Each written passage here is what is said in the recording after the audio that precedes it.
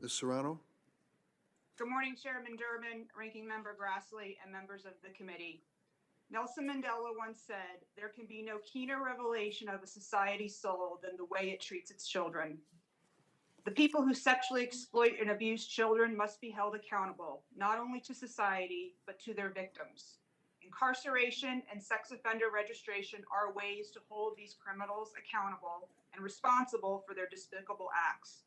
Child pornography, or child sexual abuse material, or CSAM, is a horrific crime that plagues victims long after the initial sexual abuse. My name is Alessandra Parisi Serano. I work for Operation Underground Railroad, a nonprofit organization that partners with governments here and around the world to help victims of human trafficking and child exploitation get the necessary aftercare and support they so desperately need. Operation Underground Railroad also helps train foreign law enforcement and other entities who may have contact with potential victims on how to identify, investigate, and prosecute traffickers and exploiters of children. I recently joined this organization in December of 2021. For the preceding 18 plus years, I served as a federal prosecutor for the U.S. Department of Justice. During my DOJ career, I personally handled hundreds of child exploitation and human trafficking cases involving thousands of victims. I saw firsthand not only what these victims endured from the initial abuse, but also the continued abuse and exploitation for years to come, oftentimes for the remainder of their lives. The Supreme Court in the Paroline case recognized this fact when it allowed victims depicted in CSAM material to obtain mandatory restitution from voyeurs, distributors, and transporters of CSAM long after the initial sexual abuse has occurred. While the initial sexual abuse causes great harm from which victims may never overcome, CSAM re-traumatizes victims for years after their abuse. Every time a person views CSAM, that child is re-exploited, re-traumatized, and re-abused. When an offender is caught viewing, downloading, or distributing these horrific images, mandatory notice goes to these victims that yet another offender viewed CSAM. Upon receiving these notices, victims are forced to relive the crime. Persons who download, view, and distribute CSAM cause an increase in the production of CSAM images. No one wants to see reruns of TV or movies. We've all experienced this during COVID when the release of new movies and TV shows stopped. And that includes voyeurs and distributors of CSAM.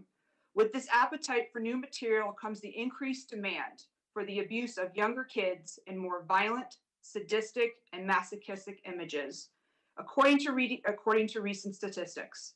I personally prosecuted cases with images of abuse and exploitation of children as young as premature infants. This trend by certain judges to routinely decrease sentences far below the advisory sentencing guidelines and prosecutors' recommendations for CSAM consumers minimizes the gravity of the offense. While the amount of material being produced and number of people consuming this material has increased exponentially over recent years, the sentences have decreased. This makes no sense. I live in Southern California, where destructive wildfires are a yearly issue. The fires leave hundreds of victims in its wake.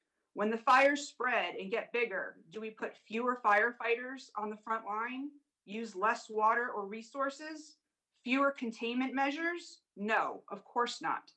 That scenario is akin to routinely reducing sentences for CSAM consumers when the supply is undisputedly increasing. I say again, it makes no sense. I hope all of the members of this committee agree that there is no cause more noble than protecting our children. Whether some crimes warrant longer prison sentences is a debate left for another day. However, purveyors of CSAM, especially those with prior conduct involving sexual abuse or exploitation, deserve to be taken out of society for a substantial period of time and to be identified by the public through sex offender registries. It has been my experience that offenders are only remorseful because they get caught and not because of what their deviant and destructive conduct has done to countless victims, many of whom are unidentified. Lastly, the notion that CSAM crimes only involves pictures is appalling to most prosecutors and victim advocates. CSAM depicts real children who deserve justice. These victims or survivors deserve our respect and dignity for what they endured. They do not deserve to be treated with less consideration than offenders who take sexual pleasure in viewing CSAM of what is the darkest days of their lives. Our society is better than that. At least I hope it is. Our most precious resource, our children, deserve it. On behalf of victims of CSAM and other sexual exploitation, I thank you for the committee's time and attention to this important matter. Thank you.